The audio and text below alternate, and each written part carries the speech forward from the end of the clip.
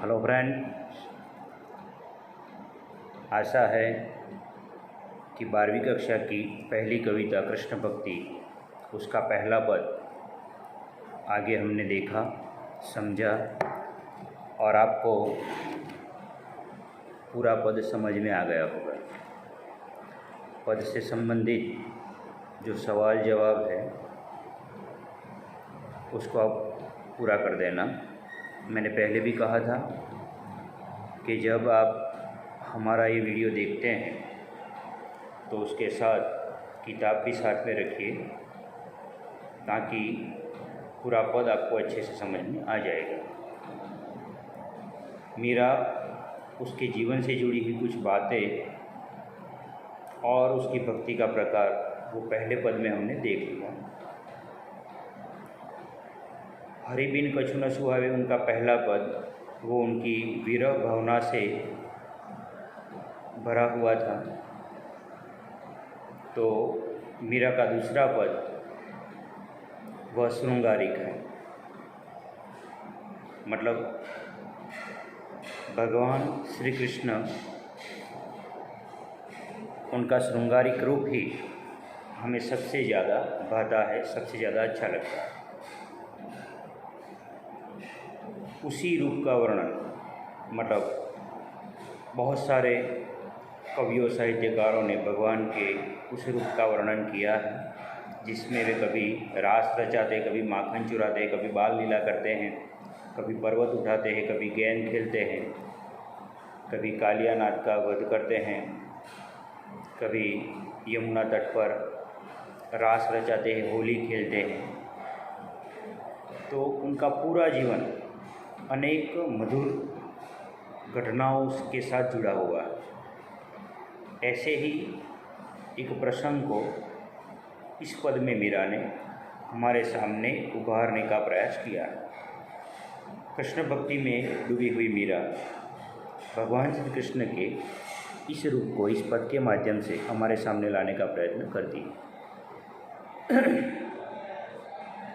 पद है होरी खेलत है गिरधारी।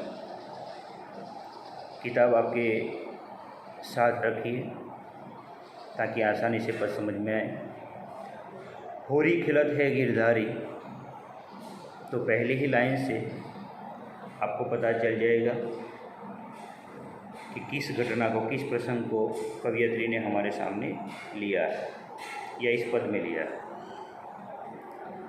वैसे उत्सव प्रिया जना, भारतीय लोग उत्सव प्रिय है। हमारे त्यौहार अद्भुत हैं, सभी की अपनी विशेषता है। फागुन और होली उसका मेल बड़ा अद्भुत है हमारे जीवन में। भगवान कृष्ण भी इससे अलिप्त नहीं रहे। वही होली खेलते हुए भगवान श्री कृष्ण का एक शाब्दिक वर्णन मीरा ने हमारे सामने लिया है। होरी खेलत है गिरधारी। गिरधारी मतलब गिरी पर्वत को धारण करने वाला। शब्द समूह के लिए एक शब्द श्री कृष्ण। गिरी मतलब पर्वत, धारी मतलब धारण करने वाला। तो गिरी यानी कि पर्वत को धारण करने वाला श्री कृष्ण वह क्या कर रहा है? होली खेल रहा। होरी खेलत है गिरधारी। अब देखिए, जब त्यौहार होता है, प्रसंग होता है, एक घटना ऐसी एक बनती है, ऐसा माहौल बनता है जिसमें कोलाहल होता है,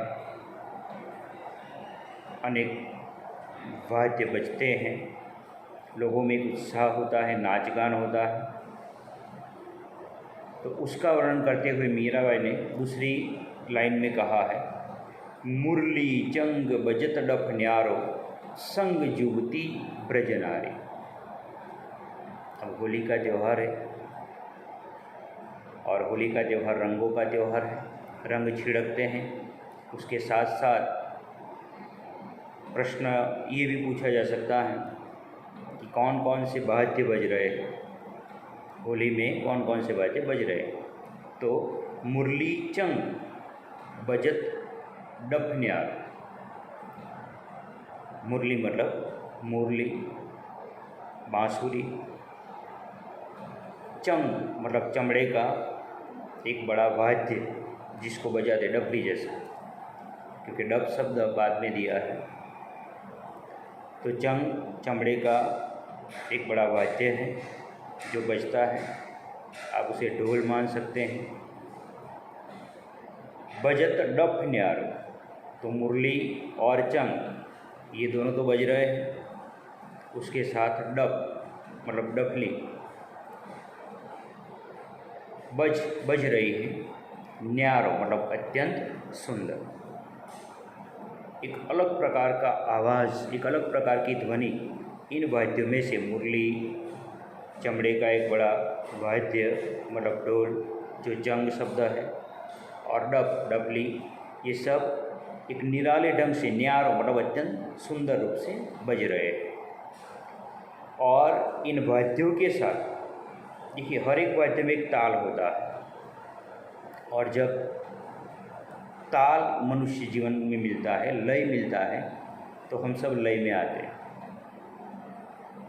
तो जैसे ही सारे वाद्य बज रहे हैं, उसके ही साथ मीरा कहती है संग जुवती ब्रजनारी, ये वाद्य बज रहे हैं तो उस ध्वनि के साथ, संग मतलब उसके साथ, जुवती मतलब झूमती है, ब्रजनारी मतलब गोपियाँ।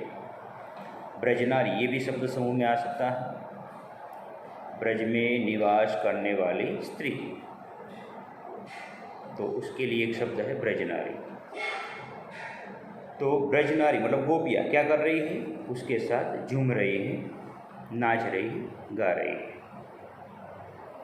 अब कृष्ण इसमें कहाँ है, तो मीरा कहती है चंदन केसर छिरकत मोहन अपने हाथ बिहारी। कृष्ण क्या कर रहे हैं, चंदन केसर, क्योंकि अबील गुलाल के साथ केसर चंदन का मिलाप भी होता है। चंदन एक सुवासित लकड़ी है जिसको घिसकर उसके छोटे छोटे द्रव अबील गुलाल के साथ मिलाए जाते हैं। केसर ये भी ये रंग है, और केसर एक अमूल्य पदार्थ भी है जो हम अपने आहार में खाने में उपयोग करते हैं। लेकिन यहाँ केसर चंदन ये गुलाल के साथ जुड़ा हुआ है। वह केसर चंदन को छिड़कत मतलब छिड़कना, छिड़कना मतलब एक दूसरे पर फेंकना। तो छिड़कत मोहन, मोहन मतलब भगवान श्री कृष्ण। तो चंदन केसर छिड़कत मोहन, केसर चंदन गुलाल अपने हाथ में अपनी मुट्ठी में ले करके छिटकते हैं। भगवान श्री कृष्ण छिटक रहे हैं, अपने हाथ बिहारी, अपने हाथों में मुट्ठी भर भर कर केसर चंदन को दूसरों पर छिटक रहे हैं। भरी भरी मुट्ठी गुलाल लाल चहु देत सबन पे डारी, मुट्ठी भर भर करके गुलाल लेते हैं जो लाल रंग का है। भरी भरी मुट्ठी गुलाल, मुट्ठी भर भर के गुलाल, लाल चहु देत सबन पे डारी, यहाँ लाल लाल रंग है, और लाल शब्द का दूसरा अर्थ है कृष्ण का जो बचपन का सबसे प्रिय नाम है वह लाल, मतलब लालो गुजराती में આપણે જેમ કહીએ છીએ। तो वह लाल मतलब श्री कृष्ण मुट्ठी भर भर के गुलाल चहु देत सबके ऊपर, चारों ओर, चहु मतलब चारों ओर, देत फेंकते हैं, सबन पे डारी सब पे, सबन मतलब सब पर, डारी मतलब फेंकना, मुट्ठी भर भर के चारों ओर जहाँ लोग नाच गान कर रहे वहाँ एक दूसरे पर फेंक रहे। छैल छबीले नवल कान संग श्यामा प्राण पियारी, कृष्ण का एक और रूप है छैल छबीला। छैल छबीला का मतलब होता है सबसे सुंदर, एक आकर्षक रूप है जो सबको भा जाता है। ऐसे छैल छबीले नवल कान, नवल मतलब जो सुंदर है, उस सुंदर कृष्ण के साथ श्यामा, श्यामा का मतलब होता है राधा, और श्री कृष्ण का नाम जहाँ है उसके साथ ये नाम जुड़ा हुआ है। और ऐसे ये होली का माहौल है, इसलिए कृष्ण के साथ राधा तो होगी। इसलिए कृष्ण के साथ, सुंदर कृष्ण के साथ श्यामा मतलब राधा, श्यामा का एक और अर्थ है सुंदर, सुंदर कन्या, सुंदर स्त्री। तो वह कृष्ण के प्राणों से भी अधिक प्यारी है, वो भी इस होली के माहौल में कृष्ण के साथ खेल रही है। गावत चार धमार राग तह दई दई कल करतारी। और होली का माहौल है, फागुन महीना है, और फागुन के हवा जैसे ही बहती है, फाग के गीत लोग गाते हुए निकल पड़ते हैं। इसलिए होली में गावत चार धमार राग तह, वहाँ चारों ओर गावत मतलब गा रहे हैं, चार धमार, धमार ये होली के दिनों में, फागुन के महीने में गाया जाने वाला एक गीत है। और धमार, धमार वह राग, फागुन के गीत गाने का राग, मतलब होली के गीत गाने का राग। वह धमार राग में सब लोग एक दूसरे के हाथ में तह दई दई करताली, करताली मतलब एक दूसरे के हाथ में ताली देकर, दे दे मतलब दे दे करके, कल करतारी, कल का मतलब होता है सुंदर रूप से, सुंदर राग में ये गीत गाते हुए, फागुन के गीत गाते हुए, होली के गीत गाते हुए एक दूसरे पर, दूसरे के हाथ में कर तारी, कर मतलब हाथ, तारी मतलब ताली मारना। और कर तार का दूसरा अर्थ है, अगर ई को निकाल दिया जाए करतार, तो करतार का मतलब होता है करतार भगवान मतलब कृष्ण। लेकिन यहाँ करतारी मतलब एक दूसरे के हाथ में ताली दे दे करके ये सुंदर फागुन के गीत, होली के गीत गा रहे हैं। फागुजू खेलत रसिक सांवरी, बाड़्यो रजब्रज भारी। फागुजू खेलत मतलब फाग गीत गाते हुए, होली खेलते हुए, रसिक सांवरी, रसिक मतलब इस समय श्रृंगार में डूबे हुए हैं। और रसिक का मतलब होता है रसप्रिय, जो होली खेलने का मज़ा उठा रही है, रस ले रही है। और रसिक सांवरी, सांवरी मतलब सुंदर कन्याएं, समझदार कन्याएं। सांवरी का दूसरा मतलब होता है समझदार, जिसको हम शुद्ध हिंदी में सयानी भी कहते हैं। तो फागुजू खेलत रसिक सांवरी, फागु मतलब होली खेलते हुए, रसिक सांवरी सुंदर कन्याएं या समझदार कन्याएं, बाड़्यो रज ब्रज भारी, इतनी गुलाल उड़ा रहे हैं, बाड़्यो रज ब्रज भारी मतलब गुलाल, फागुन खेलते खेलते, होली खेलते खेलते इतने गुलाल उड़ा रहे हैं कि बाड़्यो मतलब उमड़ा, चढ़ा, जैसे तेज हवा बहती है और धूल के कण उड़कर चारों ओर फैल जाते हैं। बहुत सारे लोग एक साथ चलते हैं तो धूल के कण वह हवा में फैलते हैं और चारों ओर धुंधला हो जाता है।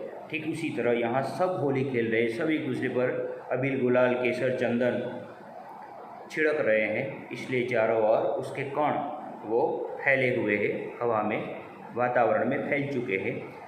तो ऐसा लगता है कि ब्रज पर, क्योंकि ये होली कहाँ खेल रहे हैं, ब्रज में, गोकुल में, तो ब्रज में मानो चारों ओर उस अबील गुलाल के कण फैलने से मानो धूलमय वातावरण हो गया, रज उसकी रज उसके कण फैल चुके हैं, ऐसे रज बड़ी है, भारी, भारी मतलब अत्यंत, बहुत सारी ब्रज में रज फैल चुकी है। ऐसा एक वातावरण, ऐसा एक माहौल यहाँ होली खेलते हुए लोगों के बीच में बन गया है। अंतिम लाइन में मीरा कहती है, मीरा के प्रभु गिरधर नागर मोहन लाल बिहारी। मीराबाई कहती है कि हे भगवान, आप तो गिरधर नागर है, गिरी पर्वत को धारण करने वाले। और देखिए मीरा के पद में उसके अंत में अंतिम पंक्ति में गिरधर नागर शब्द बहुत सारी जगहों पर मिलता है। यहाँ गिरधर मतलब भगवान श्री कृष्ण, नागर भगवान श्री कृष्ण नागर ब्राह्मणों की एक जो जाति है उसके आराध्य देव, उस रूप में भी हम इसको समझ सकते हैं। मोहनलाल बिहारी, मीराबाई अंतिम लाइन में कहती कि हे भगवान आप तो मेरे गिरधर नागर हो और मोहनलाल बिहारी हो। देखिए कृष्ण के अनेक नाम हैं, गिरधर, मोहन, बिहारी, बांके बिहारी, सावरिया, मदन मोहन, मुरलीधर, श्री कृष्ण, ऐसे अनेक रूप में अनेक नामों में हम उन्हें जानते हैं। मीरा ने लगभग जितने उनके प्रिय नाम हैं उन नामों को यहाँ लेकर के भगवान श्री कृष्ण के प्रति अपनी भक्ति को हमारे सामने प्रस्तुत किया है।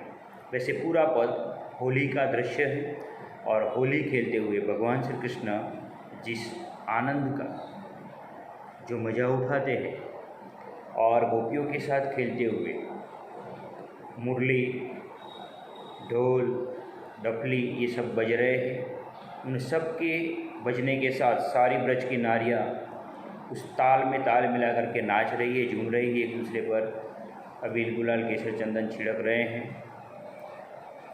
फागन के या होली के जो गीत है वह गीत धमार राग में, ये सवाल आ सकता है कि भगवान श्री कृष्ण किस राग में फागन के गीत या होली के गीत गा रहे हैं, तो धमार राग में वो गाना गा रहे हैं और इस रूप में वे चारों ओर सबको अबीर गुलाल छिटकते हैं। ब्रज की नारियों के मतलब गोपियों के होली खेलने का जो वर्णन है या उस प्रकार वे होली खेल रही है कि चारों ओर ब्रज में रज मतलब अबीर गुलाल के कण चारों ओर फैल गए, वातावरण गुलालमय हो गया है। और इस प्रकार फागन खेलते हुए रसिक सांवरी मतलब सुंदर नारियाँ व ब्रज में पूरे गोकुल में मानो धूल धूल मतलब अबीर गुलाल के कण उड़ा रही है। और ऐसे सुंदर सुंदर श्याम मतलब भगवान श्री कृष्ण को मीरा अंतिम लाइन में ये कहती है कि भगवान आप मेरे गिरधर नागर हैं, मोहनलाल है और बांके बिहारी हैं। तो इस पद को हम इस रूप में परीक्षा के लिए याद रखेंगे, उसके पूरे भावार्थ को समझेंगे और उसके साथ जुड़े हुए जो शब्दार्थ है वो सारे शब्दार्थ लिख कर उसका स्वाध्याय पूरा करेंगे। धन्यवाद।